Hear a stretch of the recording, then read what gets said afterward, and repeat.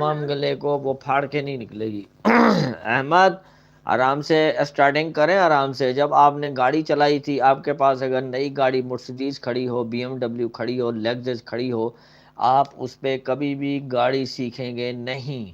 آپ نے کوئی پرانی گاڑی ڈھونڈیں گے، اس کے اوپر آپ پھر سیکھیں گے۔ اسی طرح اذان بھی ایسے ہی ہے، آرام آرام سے پہلے کسی موذن کو سیکھیں، آرام سے کوئی لینے شروع کریں۔ اللہ اکبر اللہ اکبر اللہ اکبر اللہ اکبر۔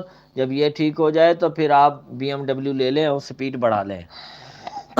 ٹھیک ہے، ایک دم سے علیم اللہ کو آپ نہیں سیکھ سکتے، جب تک آپ کے پہلے